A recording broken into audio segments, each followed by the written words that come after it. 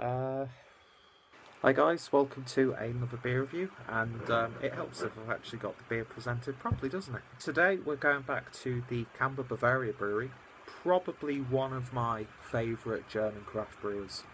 I've had some absolutely wonderful beers by them, and what I like about Camba, and this is my own personal feeling about the brewery themselves, because they brew so many beers, um, and like all the like regular like pale ale sort of stuff. If it's not a really good beer, it's a very solid beer, if that makes sense, and very accessible.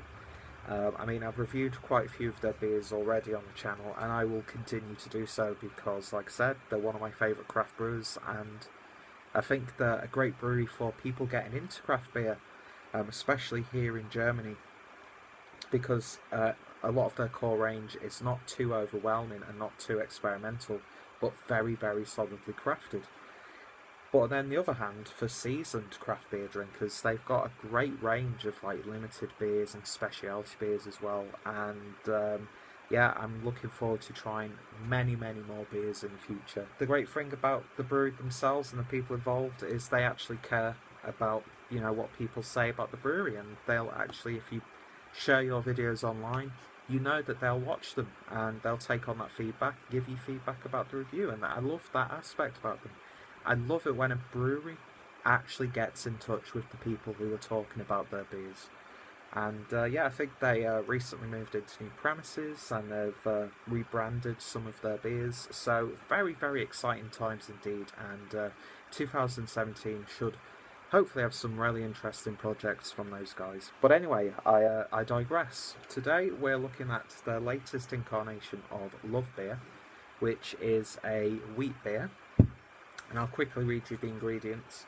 So malts are pale wheat and then pale and dark barley malts, and hops are tradition, Simcoe, Chinook, and one that I've not heard of before, Hersbrucker. It's one that I've never come across before, so that's going to be interesting.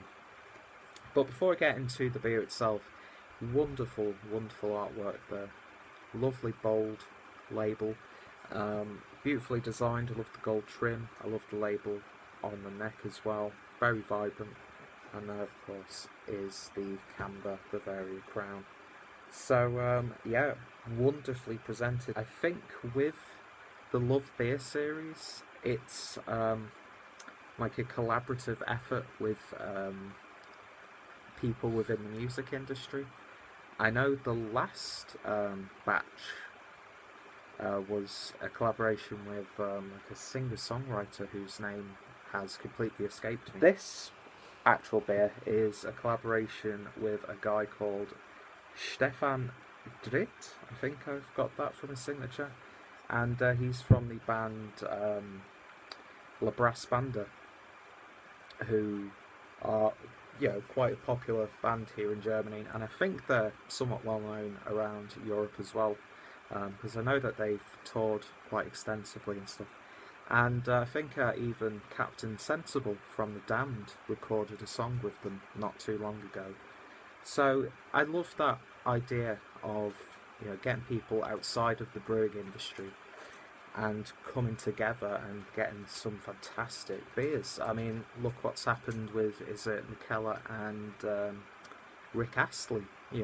Rick Astley's having a beer brewed by, not just by like a big conglomerate back in the UK, but from a really prominent European craft brewer. Exciting times indeed. So hopefully that comes across in the beer. So without any further ado, let's get this beer opened and see what we get. So, I've said time and time again, not the biggest wheat beer fan, but when you do something interesting with the style, it makes you want to try that beer that much more. And this obviously has a really good hop build in there, but I do sometimes find that when hops that aren't usually associated with wheat beers, when they're introduced to some of the more craftier wheat beers, that they can get a little bit too medicinal for my tastes, and you're not really getting the flavour, you're just getting like this sort of like mineral-esque flavour from them. It's really hard to describe, but hopefully that's not the case with this beer. So in a glass, and that is hazy as hell, a lovely sort of light orange colour, with some maybe almost lemon slash yellow hues in there. Even looks really vibrant on camera, but when you hold it to light, hazy as hell. You can definitely see a couple of bits fighting around. Nice gentle carbonation, and beer poured with just around a less finger of white head. That came out completely wrong. Yeah, look at that. That head's really quite intriguing. It's got like almost like a sheen on the top of it. You can't really see it because I'll end up just spilling beer everywhere. A little bit creamy looking. Anyway, looks wonderful. Let's give it a sniff. And you do pick up those hops in there, but not too overwhelming. That wheat and that yeast comes through. Got sort of like a maybe slight coriander tone in there as well. Like almost like a maybe slight lactose buttery sort of aroma. Not like when a beer's badly brewed.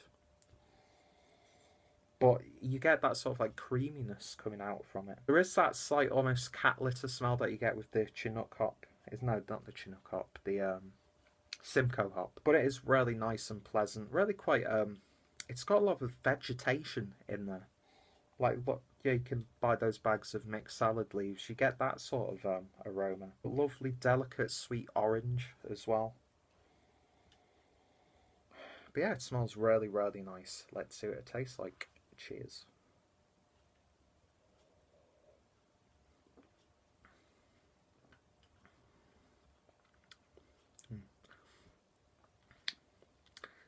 I don't think I've ever had a wheat beer before that tastes like fruit juice. Definitely getting a gentle orange flavour in there. A slightly sweeter orange. A hint of a mango in there as well. It has got that sort of tropical sort of flavour to it. But then that heaviness from the wheat style comes in, but it's not too harsh. And thankfully, you're not getting that medicinal hop flavour when it's mixing with the wheat beer style. And it doesn't just taste like a pale ale and completely ignoring the style that it's supposed to be. Lovely and fruity. It's got a very slight dankness to it as well.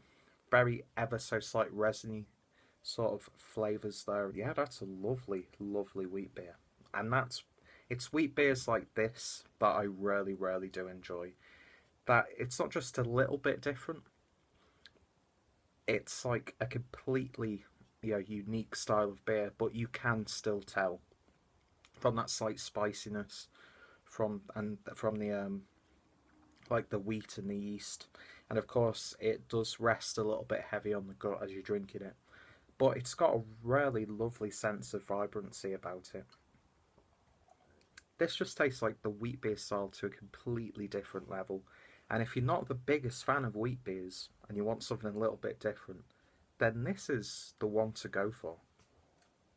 I love how fruity it is and how vibrant it is, but still maintaining that style of what it's supposed to be.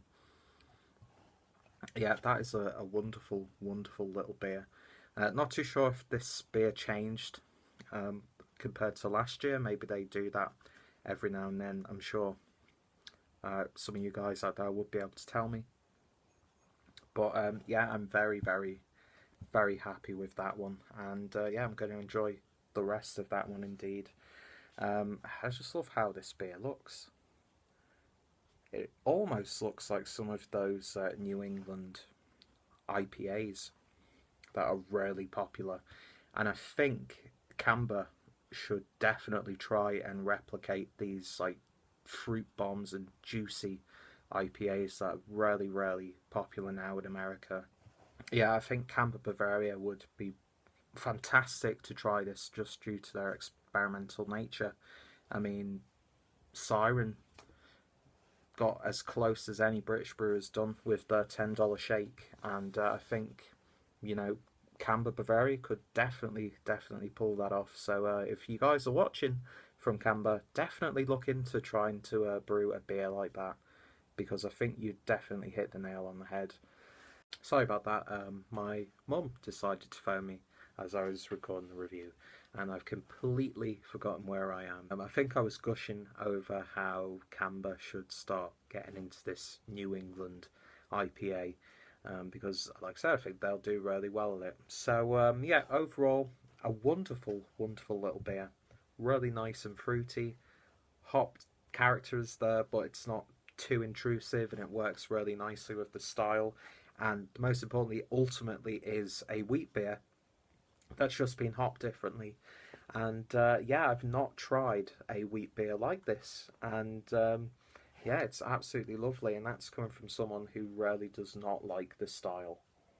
So the most predominant fruit I'd say is like a almost like an orange in there, like a sweet orange, which is really, really nice.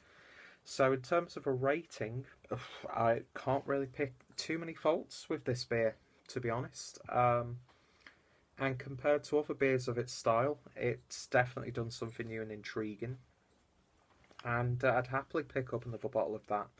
So I think in terms of a rating, uh, 10 out of 10. I can't fault it. I think it's a wonderful, wonderful beer. And if you ever get the opportunity to try it, then definitely, definitely do yourself a favour and pick up a bottle.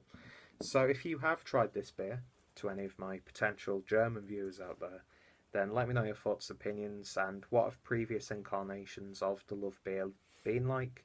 Check out my Camba Bavaria playlist down below. Like I said, one of my favourite German craft brewers. And yeah, thank you guys for watching, and hopefully you will join me for the next review. So, cheers guys, and I shall see you later. Keep fucking saying it.